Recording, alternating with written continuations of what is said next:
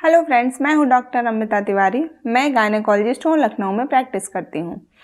जब आपको period miss होता है और आप प्रेगनेंसी टेस्ट करती हैं और पॉजिटिव आ जाता है तो आप ये सोचते आपके दिमाग में ये आता है कि हमें डॉक्टर को कब दिखाना चाहिए, पहला अल्ट्रासाउंड कब कराना होगा और ब्लड की जांचें कब करानी होगी।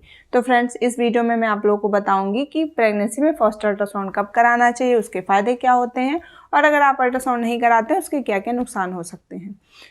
प्रेगनेंसी में फर्स्ट अल्ट्रासाउंड जनरली हम लोग 6 से 7 हफ्ते के बीच में एडवाइस करते हैं, यानी जब आपको पीरियड मिस हुआ उसके लगभग 2 से 3 हफ्ते के बीच में।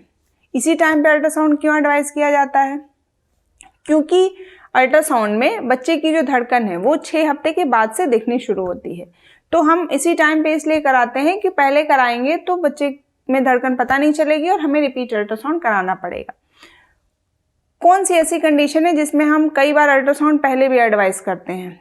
तो फ्रेंड्स, अगर किसी को बहुत ज़्यादा पेन हो रहा है या उसको प्रेगनेंसी कंफर्म नहीं हो पा रही है या ब्लीडिंग हो रही है तो ऐसे केस में हम कई बार पहले भी अल्ट्रासाउंड एडवाइस करते हैं, लेकिन इस केस में हमें फिर से रिपीट अल्ट्रासाउंड कराना पड़ता है ये देखने के लिए कि बच्चे की कार्डियक एक्टिविटी यानी धड़कन आई कि नहीं आई।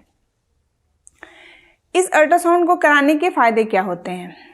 सबसे पहली बात तो इस अल्ट्रासाउंड से हमें ये पता चलता है कि आपकी प्रेगनेंसी कितने वीक की हो रही है। जो आपके पीरियड से जो हफ्ता निकल रहा है वही चीज़ अल्ट्रासाउंड में भी आ रहा है कि नहीं। एक फ़ायदा ये होता है कि हमें ये पता चलता है कि प्रेगनेंसी सिंगल है या ट्विन प्रेगनेंसी तो नहीं है। इस अल्ट्रासाउंड से हमें ये भी पता चलता है कि प्रेगनेंसी सही जगह पे है कि नहीं। कई बार प्रेगनेंसी बच्चेदानी में नहीं होकर ट्यूब में होती है या कहीं और होती है, जिसको कि हम एक्टोपिक प्रेगनेंसी बोलते हैं। तो इस अल्ट्रासाउंड से बहुत इंपॉर्टेंट इन्फॉर्मेशन हमें मिलती है कि प्रेगनेंसी आपकी सही जगह पे है, सही ग्रोथ हो रही है और बच्चे की धड़कन आ गई है। कई पेशेंट ऐसे होते हैं जिनको अपना पीरियड का डेट याद नहीं होता या पीरियड बहुत आगे पीछे होता है।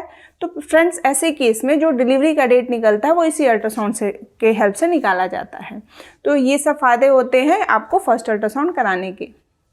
अगर आपने इस अल्ट्रासाउंड को पहले कराया या थोड़ा रुक के कराया, 2.5 महीने पे कराया या और लेट कराया तो उसके क्या नुकसान होते हैं? तो हमने पहले ही आपको बताया कि अगर आप पहले कराएंगे इस अल्ट्रासाउंड को तो वापस आपको रिपीट अल्ट्रासाउंड कराने की ज़रूरत पड़ सकती है।